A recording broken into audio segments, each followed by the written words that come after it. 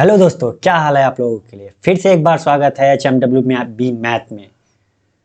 जैसा कि आप लोग जानते हैं कि मैं आप लोगों के लिए लेके आया हूँ सिलेक्शन का होम्योपैथ, जिसमें मैं आपको विभिन्न प्रकार के क्वेश्चनों का प्रैक्टिस करा रहा हूँ जिससे आपकी स्पीड इम्प्रूव हो सके।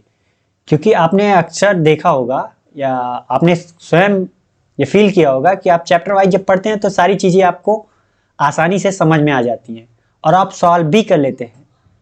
वहीं जब आप मिक्स क्वेश्चन लेके बैठते हैं तो आपको काफ़ी प्रॉब्लम होती है सॉल्व करने में और टाइम भी लगता है। उसी प्रॉब्लम को दूर करने के लिए मैं लेके आया हूँ सिलेक्शन का होम्योपैथ, जिसमें मैं विभिन्न प्रकार के मिक्स्ड क्वेश्चनों का एक साथ सॉल्व कराऊंगा। पहले आप उसको सॉल्व करेंगे, अगर आपसे नहीं होगा तो मैं उसे सॉल्व कराऊंगा। तो आज हमारी ये आपसे दूसरी मुलाकात है, तो बढ़ते हैं हम अपने क्वेश्चन की तरफ।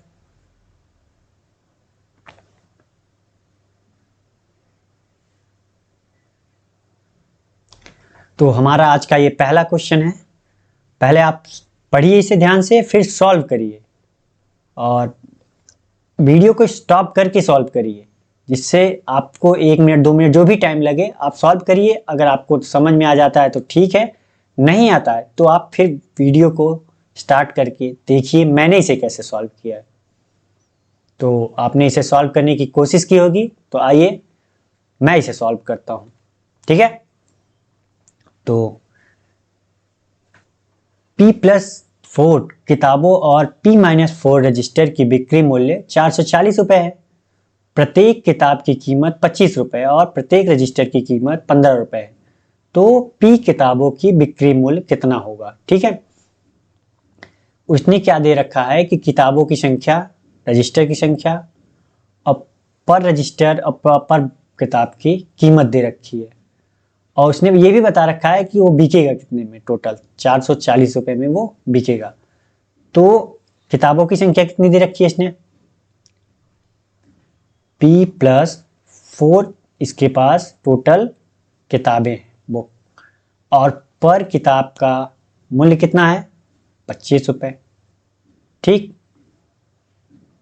प्लस रजिस्टर कितना है इसके पास, P-4 और पर रजिस्टर की कीमत कितनी है, 15 रुपए। अब ये कह रहा है कि इसको जब बेचेंगे तो 440 रुपए हमें मिलेंगे। ठीक, तो P किताबों की बिक्री मूल्य कितना होगा ये पूछ रहा है हमसे।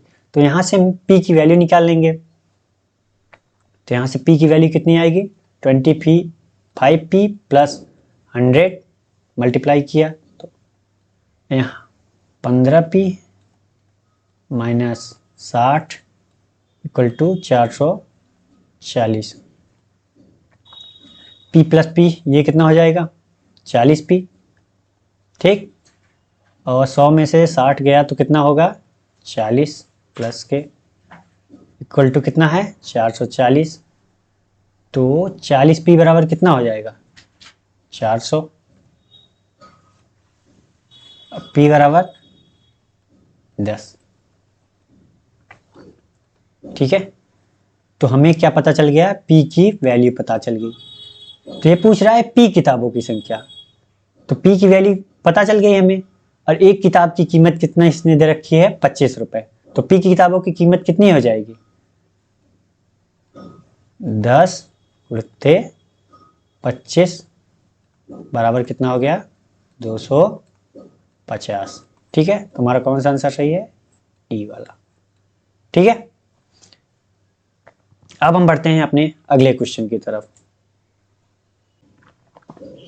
तो ये हमारा दूसरा क्वेश्चन है, तो आप लोग पढ़िए और सॉल्व करिए, वीडियो रोक करके सॉल्व करने की कोशिश करिए। तो मेरे हिसाब से आपने सॉल्व कर लिया होगा, तो आइए मैं बताता हूँ कि इसे करना कैसे। दानिश ने 64,000 रुपये का निवेश करके एक व्यवसाय शुरू किया और 4 महीने बाद सानिया ने कुछ निवेश के साथ उससे जुड़ी। साल के अंत में कुछ मुनाफा उन्हें 4:3 के अनुपात में बांटा। ठीक है, तो सानिया ने व्यवसाय में कितना पूंजी निवेश किया था। ठीक है, हम मान लेते हैं ये हमारा हो गया दानिश, ये हमारे हो गए दानिश भैया, ये हो गई सानिया जी। ठीक, तो इन्वेस्ट कितना किया? 64,000 रुपया।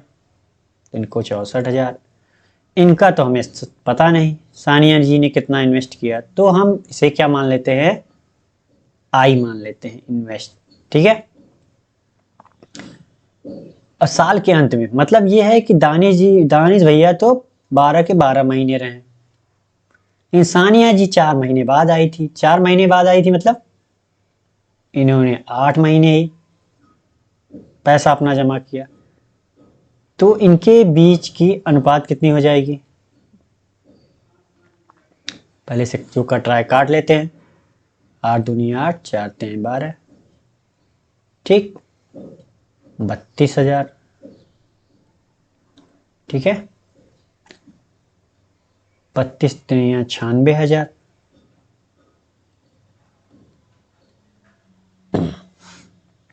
ये कितना आ गया? आई। ये क्या आ गया हमारा?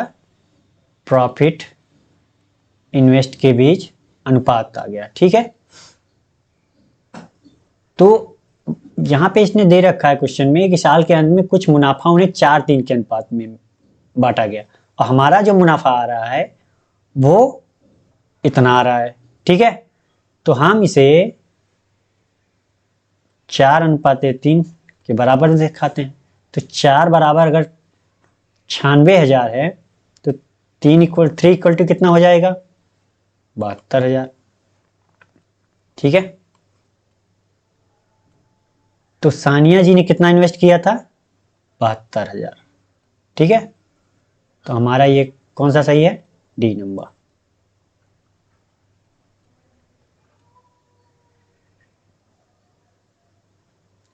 ये पैसा जो इन्होंने इन्वेस्ट किया था और टाइम का जो मल्टीप्लाई होगा वो हमारा प्रॉफिट इन्वेस्ट बताएगा कि इनको मिलेगा कितना। ठीक है, ये प्रॉफिट इक्वेट नहीं बताएगा, अनुपात के रूप में बताएगा कि ये इनको किस अनुपात में मिलेगा। ठीक है, तो बढ़ते हैं अपने अगले क्वेश्चन की तरफ। हमारा अगला क्वेश्चन ये है। ठीक है, आप पढ़िए, वीडियो रोक करके सॉल्व करिए, फिर मैं बताता हूं इसे करना कैसे।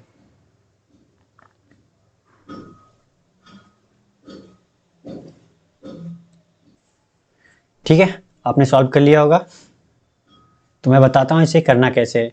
एक निश्चित राशि को साधारण ब्याज पर एक निश्चित दर पर 4 साल के लिए लगाया गया था। यदि इसे 5% अधिक दर पर लगाया गया होता तो इससे 640 रुपये अधिक मिलते।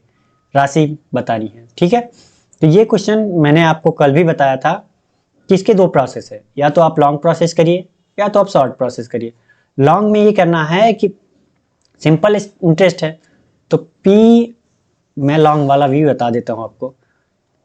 ये कह रहा है कि अमाउंट हमें पता प्रिंसिपल हमें पता नहीं है, तो हम इसे पी मान लेते हैं। ठीक है, रेट ऑफ इंटरेस्ट नहीं पता तो भी हम आर मान लेते हैं, लेकिन टाइम हमें पता है 4 साल।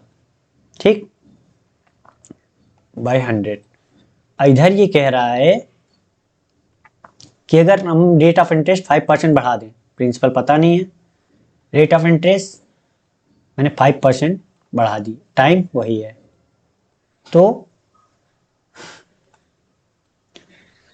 ठीक है, तो हम क्या करते हैं कि इसमें से ये वाला अगर घटा देते हैं तो हमें कितना मिल जाएगा? 640 रुपये। इसमें से ये वाला घटाना है तो माइनस इधर लगा देते हैं। ठीक है, तो हमारा लास्ट में कितना जाएगा? P into 5 into 4/100 equal to 640। यहाँ कितना आ जाएगा? 32। प्रिंसिपल हमारा कितना आ गया? 3200। ठीक है, इसका एक आसान सा सॉल्व करने का तरीका है कि अगर आपका जो है प्रिंसिपल सेम है और रेट ऑफ इंटरेस्ट पहले कुछ थी बाद में कुछ बढ़ रही है और टाइम सेम है, तो हम ज़्यादा कुछ नहीं करेंगे, प्रिंसिपल पी मान लेंगे, जो बढ़ी हुई रेट ऑफ इंटरेस्ट है उसको लिख लेंगे 5%, यहाँ बढ़ी हुई रेट ऑफ इंटरेस्ट 5% है, ठीक है। और टाइम कितना है, 4 साल है, ठीक, बाई 100 इक्वल टू कितना कर लेंगे, जो हमारी बढ़ी हुई पैसा है वो कितना है, 640 रुपये। अब इसे हम सॉल्व कर लेंगे, कितना आएगा, डायरेक्ट हमारा कितना आ गया, 3200। तो इतना बड़ा प्रोसेस करने की हमें कोई ज़रूरत नहीं है, हम आराम से इतना कर सकते हैं, ठीक है। बढ़ते हैं अपने अगले क्वेश्चन की तरफ। इस क्वेश्चन को आप ध्यान से पढ़िए और सॉल्व करने की कोशिश कीजिए, ठीक है। आपने वीडियो को रोक करके सॉल्व करने की कोशिश की होगी, तो आइए मैं बताता हूँ इसे करना कैसे। एक ट्रेन 2 व्यक्तियों को ओवरटेक करती है। एक ट्रेन है कोई, 2 व्यक्ति जा रहे हैं, उनको ओवरटेक कर रही है, जो क्रमशः 6 किमी प्रति आवर घंटा और 9 किमी प्रति घंटा की दर से एक ही दिशा में चल रहे हैं, और उन्हें पूरी तरह से 18 सेकंड और 20 सेकंड में पार कर जाती है। ट्रेन की लंबाई पूछ रहा है, ठीक है। कोई 2 व्यक्ति हैं, मान लीजिए 2 व्यक्ति ये हैं, कोई 2 व्यक्ति हैं, एक 6 किमी प्रति आवर की स्पीड से जा रहा है और दूसरा जो जा रहा है वो 9 किमी प्रति आवर की स्पीड से जा रहा है। दोनों एक ही दिशा में जा रहे हैं, ठीक है। और इधर से कोई ट्रेन आ रही है, ट्रेन की स्पीड हमें दे नहीं रखा है, ट्रेन की लंबाई हमें दे नहीं रखा है, ठीक है। लेकिन उसने ये बताया है कि पहले व्यक्ति जो 6 किमी की स्पीड से जा रहा है उसको 18 सेकंड में पार करती है, और जो 9 किमी की स्पीड से जा रहा है उसे 20 सेकंड में पार करती है। तो हम क्या करते हैं कि इसको पार करने के लिए हम जानते हैं v बराबर डी बाई टी होता है, ठीक। तो अगर हम ट्रेन की एक्चुअल स्पीड देखें तो क्या होगा, आदमी भी जा रहा है, ट्रेन जा रही है, आदमी भी जा रहा है, तो यहाँ पे रिलेटिव स्पीड कितनी होगी, ये ट्रेन की स्पीड हो गई, ये आदमी की स्पीड हो गई। तो हमारे यहाँ पे रिलेटिव स्पीड कितनी होगी, वो हो जाएगी v-6, क्योंकि ट्रेन हमारी जो है वो आदमी की स्पीड से ज़्यादा है, ठीक है।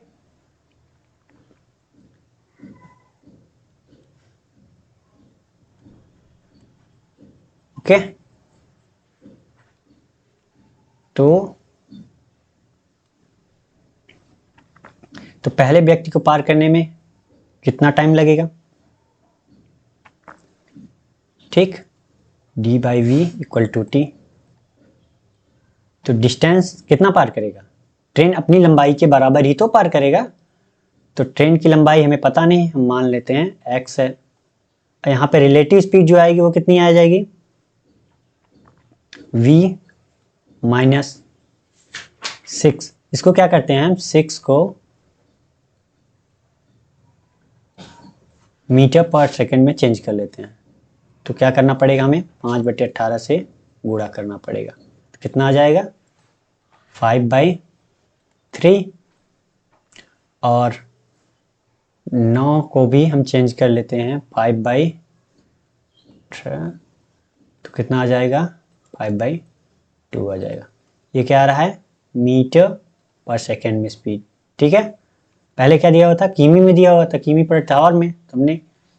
अब यहाँ पे जो है पहले व्यक्ति को पार कर रहा है, तो क्या होगा, 5/3। टाइम कितना लग रहा है, 20 सेकेंड, ठीक। ये हमारा हो गया क्वेश्चन नंबर 1, ठीक। अब यही बात दूसरे व्यक्ति के लिए, कितनी दूरी पार करेगा, ट्रेन की लंबाई के बराबर ही। ट्रेन की स्पीड कितनी है, v, और व्यक्ति की स्पीड कितनी है, 5/2, ठीक है। तो 5/2 और कितने, सॉरी यहाँ पे 18 सेकेंड होगा, मैंने गलती से लिख दिया, यहाँ 18 सेकेंड, ठीक। क्योंकि पहले व्यक्ति को कितने देर में पार कर रहा है, ये 18 सेकेंड में, और दूसरे व्यक्ति को 20 सेकेंड में, ठीक है। अब हमसे पूछ, ये क्वेश्चन नंबर हमारा 2 है। अब हमसे पूछ क्या रहा है, ट्रेन की लंबाई, तो ट्रेन की लंबाई x, ठीक है।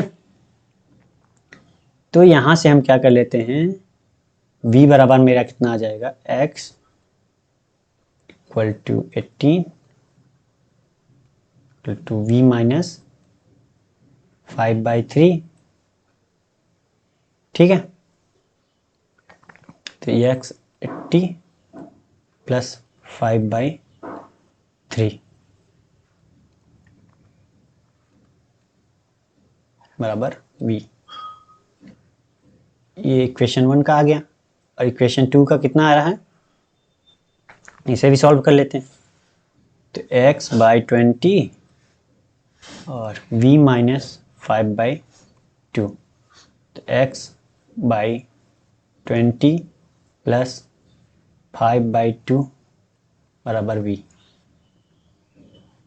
v यहाँ भी बराबर है, v यहाँ भी है, v यहाँ भी है, तो v क्या है, आपस में बराबर कर देते हैं।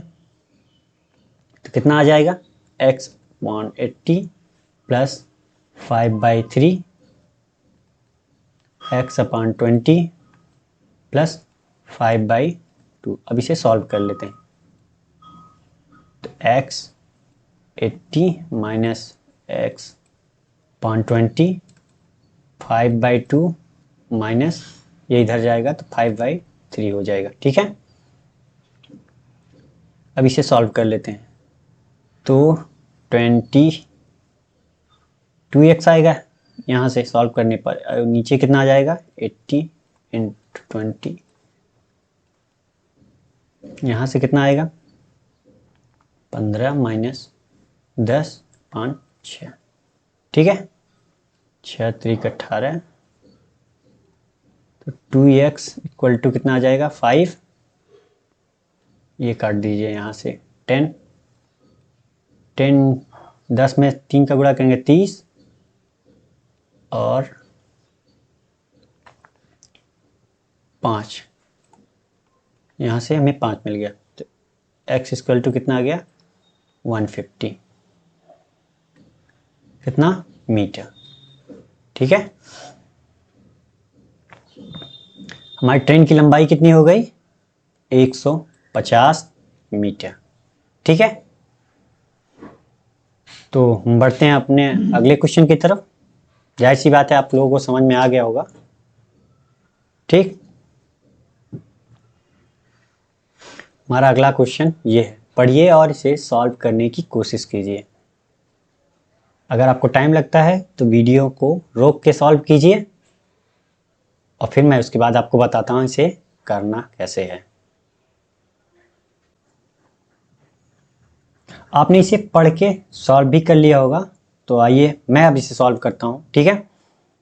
तो ट्रेन ए ट्रेन बी से 25% तेज है और ट्रेन सी से 20% धीमी। ट्रेन ए ट्रेन बी और ट्रेन सी की लंबाई का अनुपात 1 2 3 है, और ट्रेन ए ट्रेन बी को 54 सेकंड में ओवरटेक कर सकती है। तो ट्रेन सी ट्रेन बी को कितने सेकंड में ओवरटेक करेगी, ये हमसे पूछ रहा है, ठीक है। आप क्वेश्चन को 1 2 3 बार पढ़िए, उसमें सोचिए कि दिया क्या है और हमसे पूछ क्या रहा है, ठीक है। जितनी बार आप क्वेश्चन को पढ़ेंगे उतनी बार आपको समझ में आएगा कि क्वेश्चन हमसे कहना क्या चाह रहा है और दिया क्या, ठीक है। तो आइए सॉल्व करते हैं। ये कह रहा है कि ट्रेन ए ट्रेन बी से 25% तेज है। आपको पता है कि 25% की वैल्यू कितनी होती है, 25% का मान कितना होता है, आपको पता है कितना होता है 1/4, और 20% की वैल्यू कितनी होती है 1/5। तो ये कह रहा है कि ट्रेन ए है, एक ट्रेन बी है। ट्रेन ए से ट्रेन बी से ट्रेन ए ट्रेन बी से 25% तेज है। कौन ज़्यादा है, ट्रेन ए ट्रेन बी से, ठीक है। तो ट्रेन बी ये हो गया 4, कितना ज़्यादा है 25%, मतलब एक ज़्यादा है, 4 से एक ज़्यादा है तो ये कितना है 5, ठीक है। ट्रेन ए और ट्रेन बी के बीच में अनुपात हमें मिल गया 5 और 4, ठीक है। और कह रहा है कि ट्रेन सी से 20% धीमी है। कौन धीमी है? ट्रेन ए। ठीक है, कितनी धीमी है? अगर ट्रेन सी की स्पीड 5 है सॉरी, तो एक कम है, मतलब 20% कम है, तो मतलब एक कम है, तो यहाँ कितना होगा? 4। अब हम क्या करते हैं कि तीनों को आपस में कंबाइन कर देते हैं। कितना होगा? कॉमन पॉइंट बीच में बी ए सी, तो कॉमन हमारा ये है ए, बीच में कर दिया, तो कितना होगा? ए बी बराबर कितना होगा? 5, बी बराबर 4। ठीक है, सी ए बराबर 4, सी बराबर कितना आ गया हमारा? 5।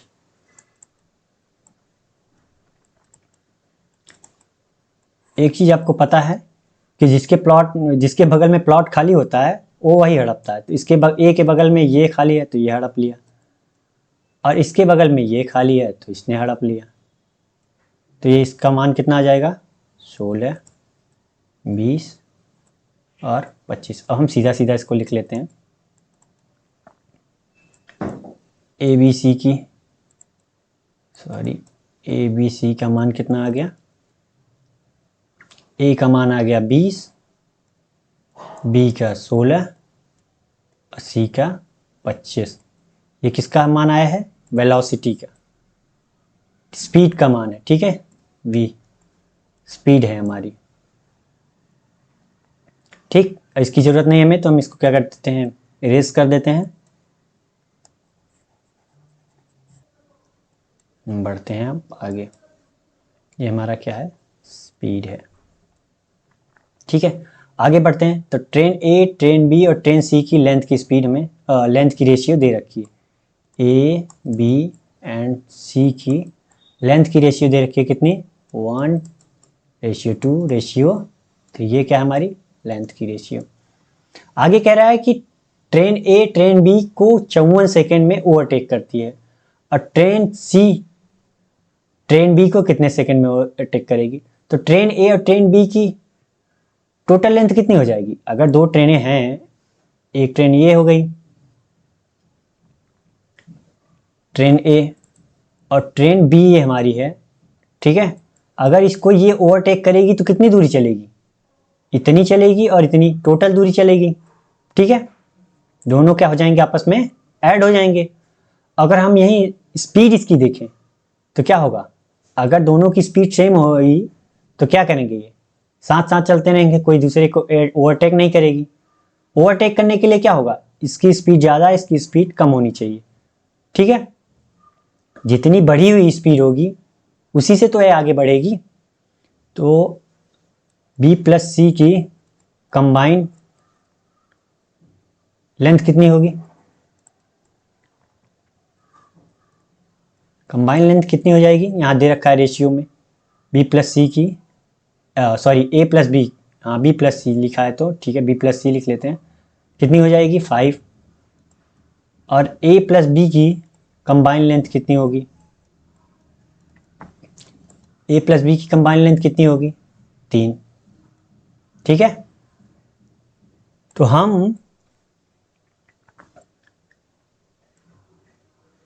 जानते हैं कि b टाइम इक्वल टू कितना होता है?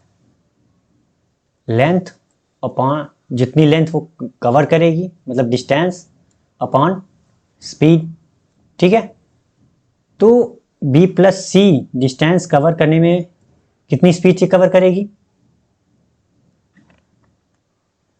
तो b प्लस सी की रिलेटिव स्पीड कितनी होगी? यहाँ पे b प्लस सी की रिलेटिव स्पीड कितनी होगी? 25 माइनस 16 इक्वल टू कितना होगा इसका?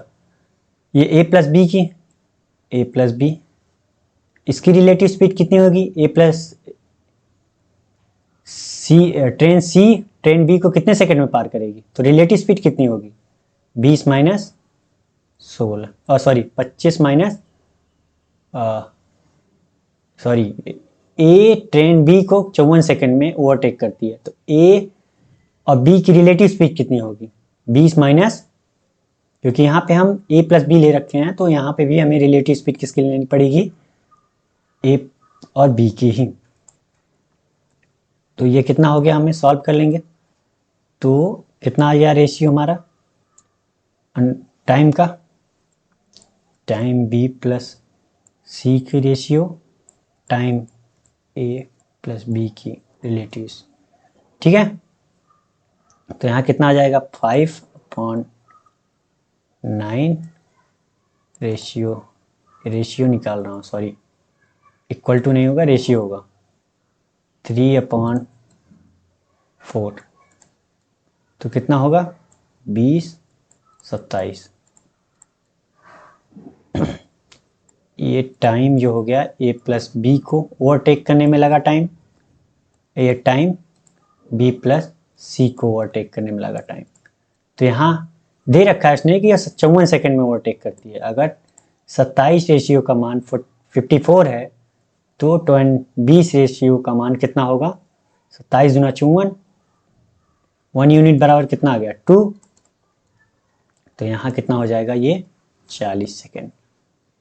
तुम्हारा कौन सा आंसर सही है, ये। ठीक, बढ़ते हैं अपने अगले क्वेश्चन की तरफ।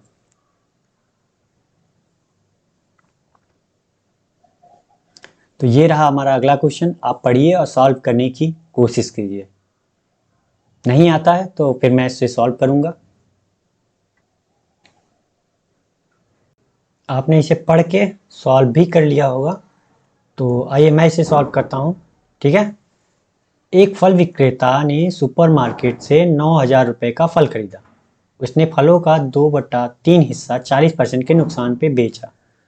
उसे अपने बाकी फलों को कितने लाभ में बेचना चाहिए ताकि उसे न तो कोई लाभ हो और ना ही कोई नुकसान हो। तो वो फल विक्रेता जो था 9,000 रुपये के कुछ फल ले आया। ठीक है, वो कह रहा है कि 2/3 हिस्सा, मतलब 2/3 हिस्सा कितना होगा 9,000 का,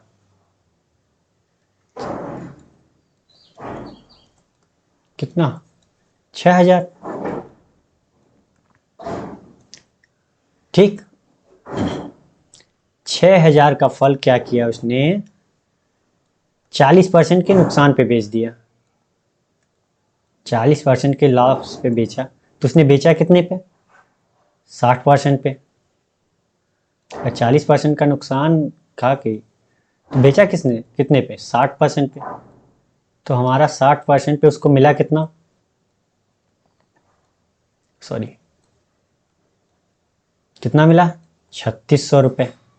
लेकिन वो कह रहा है कि हमें जो बचे हुए 3,000 के फल हैं, अब बचा कितने का 3,000 रुपये का फल। अब 3,000 के फल को कितने प्रॉफिट, कितने परसेंटेज प्रॉफिट पे बेचे कि न तो उसे लाभ हो और न उसे नुकसान हो कोई। ठीक है, तो 9,000 प्लस अब इसको बेचना कितने में है 5,400 रुपये में। तभी तो हमारा क्या होगा टोटल 9,000 होगा, 9,000,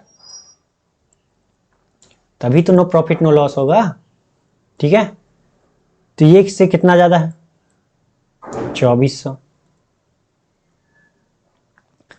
तो 2,400 को 3,000 से डिवाइड करेंगे तो कितने पे बिकेगा 80%। मतलब उसकी जो कीमत है उससे 80% ज़्यादा पे उसे क्या करना पड़ेगा, बेचना पड़ेगा। ठीक है,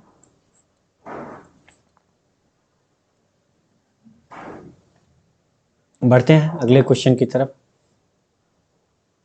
हमारा अगला क्वेश्चन है ये, पढ़िए और इसे सॉल्व करने की कोशिश कीजिए। मुझे लगता है आप लोगों ने पढ़ भी लिया और सॉल्व करने की कोशिश भी की है। तो आइए मैं इसे बताता हूँ। 27 छात्रों के एक परीक्षा में औसत अंक जो है 85, मतलब 85 थे। बाद में यह पाया गया कि एक छात्र जो है, छात्र के अंक में 71 के बजाय 17 के रूप में गलत तरीके से दर्ज किए गए थे। तो वास्तविक औसत क्या होगी। यह है कि एक छात्र जो था उसका जो है 71 होना चाहिए था, लेकिन हुआ कितना, 17। ठीक है, तो हमने कितना कम लिखा, 71 माइनस 17, 54 अंक कम लिखा हमने। ठीक है, तो इसके दो प्रोसेस हैं करने के, एक लॉन्ग, तो मैं पहले लॉन्ग बता देता हूं। क्या करना है कि एवरेज बराबर आप जानते हैं कि total marks, total marks upon total number of student,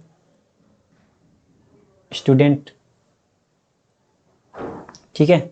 तो यहां से टोटल मार्क्स कितने होंगे, बराबर तो average into number of student.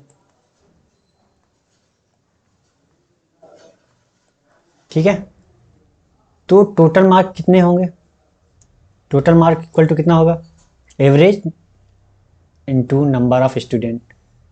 तो एवरेज कितना है हमारा 85, टोटल मार्क कितना है और टोटल स्टूडेंट कितने हैं 27। अब कह रहा है कि ये हमारा क्या निकल आया, टोटल मार्क निकल आया। ठीक है, टोटल मार्क्स निकल आए इतना। ये कह रहा है कि जहां पे क्या जो गलत था मैं उसे घटा देता हूँ 17। मैंने क्या किया, गलत कर दिया, लेकिन सही कितना था 71, मैंने इसे जोड़ दिया। तो हमारा जो टोटल मार्क्स आ गया वो कितना आ गया,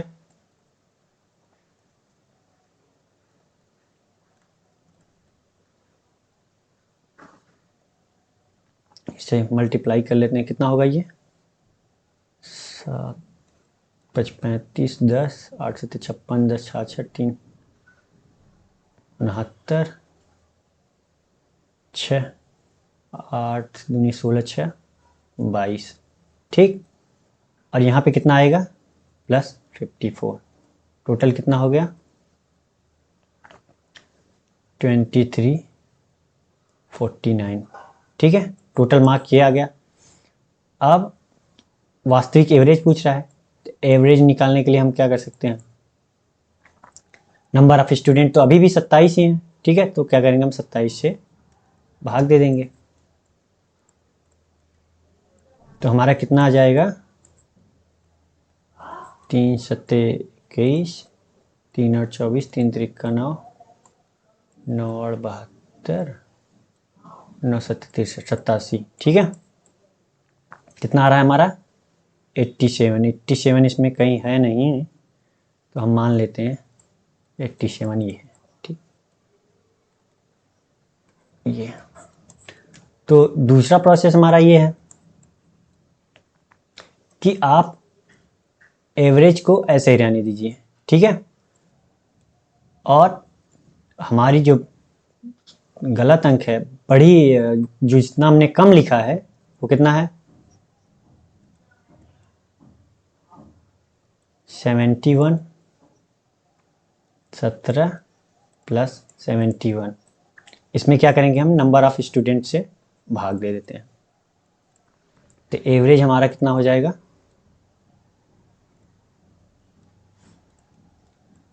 85 प्लस 54.27, तो कितना हो जाएगा 87। यहाँ पे हमने क्या किया कि एवरेज को जितना है उतना रहने दिया।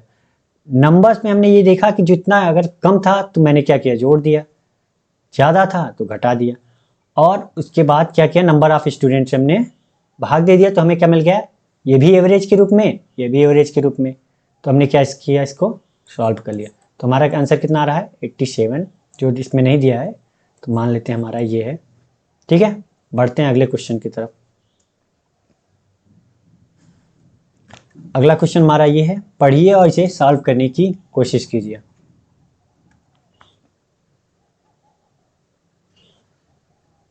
आपने इसे पढ़ भी लिया होगा और सॉल्व कर लिया होगा, मैं ऐसी उम्मीद करता हूँ। तो मैं बताता हूँ इसे करना कैसे। अमन के बैग में 50 पैसे, 25 पैसे और 1 रुपए के सिक्कों का अनुपात 3, 4 और 2 है। बैग में कुल राशि 360 रुपए थी। 50 पैसे के सिक्कों की संख्या निकालनी है। ठीक है, तो 50 पैसे, कौन कौन से सिक्के हैं? 50 पैसे, 25 पैसे, 1 रुपये। ठीक, तो ये कह रहा है कि इनके सिक्कों के बीच में, मतलब कॉइन है, ये कॉइन का रेशियो दे रखा है 3, 4 एंड 2। तो आगे इसने दे रखा है बैग में कुल राशि, यहाँ पे इसने क्या अमाउंट दे रखा है रुपए के रूप में। देखिए यहाँ पे जो रेशियो दिया है हमें, इसने कितने किस में दिया है? कॉइन के रूप में। तो हम क्या करेंगे, इसको भी हम क्या करते हैं, रुपए में चेंज कर लेते हैं, इसके रेशियो को रुपये में चेंज कर लेते हैं। अगर हमारे पास 50 पैसे के 3 कॉइन हैं तो हमारे पास कितने रुपए हो गए? 3/2 रुपये। ठीक, अगर 25 पैसे के 4 कॉइन हैं तो हमारे पास कितने रुपए हैं? 1 रुपये हैं। और 1 रुपये के 2 कॉइन हैं तो हमारे पास कितने रुपए हो गए? 2। अब इसे हम सॉल्व कर लेते हैं। तो हमारा रेशियो कितना आ गया? 2, 3, 2, 4। ठीक है, ये भी अब रुपए में हो गया, रेशियो भी हमें क्या मिल गया? रुपये में मिल गया। और हमारा जो अमाउंट दे रखा है वो भी रुपये में है। ठीक, तो हम क्या करेंगे, अब इनको बांट देंगे। तो 3, 2, 5, 4, 9, 9 यूनिट बराबर कितना? 360। तो 1 यूनिट बराबर 40। तो ये कितने रुपए हो गए? 120 रुपये। ये कितना हो गया? 80 रुपये। 25 पैसे के कॉइन। और 1 रुपये के कॉइन कितने हो गए? 160 रुपये। ठीक है, तो ये हमसे पूछ रहा है 50 पैसे के सिक्कों की संख्या निकालना है। अगर हमारे पास 50 पैसे के रुपए कितने हैं? 120 रुपये हैं, तो कॉइन कितना होगा 50 पैसे के? क्या करेंगे हम? 2 से डिवाइड कर देते हैं, क्योंकि हमें पता है कि 1 रुपये में 2 50 पैसे के कॉइन होते हैं। तो 120 रुपये में कितने होंगे? 240 रुपये। ये हमारा आंसर होगा। कौन सा है? ए। ठीक है, बढ़ते हैं अगले क्वेश्चन की तरफ। तो आज के लिए बस इतना ही। अगर आपको वीडियो पसंद आई हो तो लाइक करें, शेयर करें अपने दोस्तों के साथ, और अगर हमारे साथ अभी तक आपने जुड़े नहीं हैं तो सब्सक्राइब भी कर लें, ताकि हमारी वीडियो आपको डेली बाय डेली मिलती रहे और आप अपने मैथमेटिक्स को इम्प्रूव कर सकें। ठीक है, थैंक यू, बाय बाय।